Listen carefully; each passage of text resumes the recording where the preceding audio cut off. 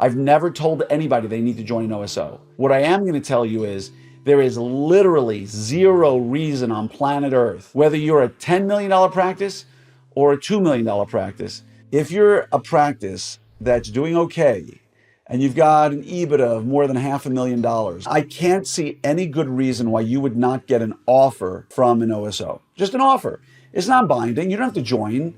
But why would you not want to find out if your practice is worth 5 million, 7 million, 12 million, 15 million, 30 million? I've seen practices that have transacted for over $40 million. Hello there, Orthopreneurs. I'm Dr. Glenn Krieger, your host of today's 5-Minute Friday. And I want to bring up a topic that I know will get some people's dander up a little bit.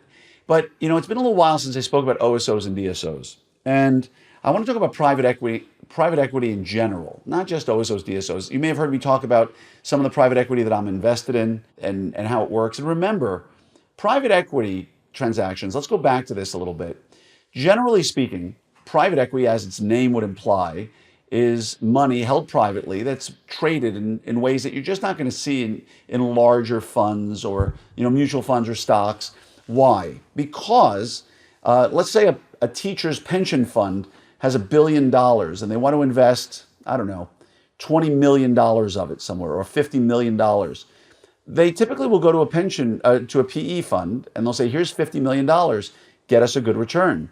Now the private equity fund will in return say to them, that's great, but you know that it's a 5-year timeline typically. So the pension fund is not going to ask for its half of, $500 or $50 million back.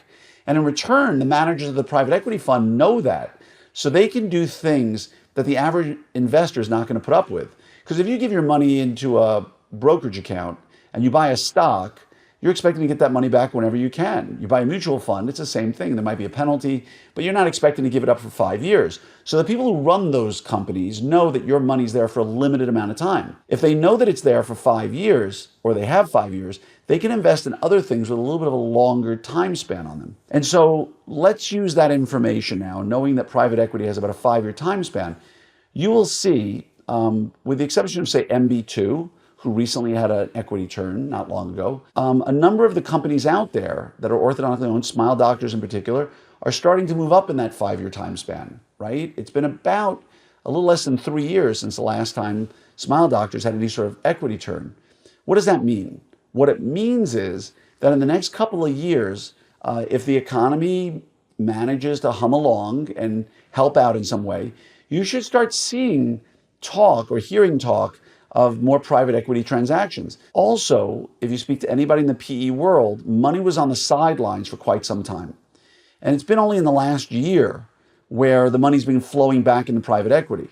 So you could see a really good storm coming where the timelines for a company, say like Smile Doctors, the profitability of the ortho market's hopefully picking up again because we've had 3 down years, and the idea of a 5-year timeline coming together in what could be a perfect storm in a good way. We've talked a lot about private equity. We've talked a lot about OSOs and DSOs. And so keep your eyes peeled over the next couple of years. And the most important thing for you to remember is that the equity itself in the companies that are owned, like the Smile Doctors and other companies out there, it typically doesn't start really peaking and going up a lot until news of a potential incorporation or acquisition or something starts happening. So for one, if you're joining an OSO or DSO now, it's a really good time because, for instance, I'll take my own experience with Smile Doctors. I think that the quality of the stock is fantastic. It's the largest OSO in the United States. It's growing like gangbusters. It's a great organization. And you can't buy the stock. It's not publicly traded. You get equity when you join, when you get acquired. And if you ask me where it is versus where I started, I think it's in a very, very good place for people who get in now for the next few years. You're not getting Microsoft at 15, but you might be getting Microsoft at 25 or 30 when you know that it's going to go to 75 or 100. So again, if you want to talk about this stuff, I'm just going to throw out the one piece of advice I've always given you. And contrary to those out there who want to paint me into a corner, I've never told anybody they need to join an OSO.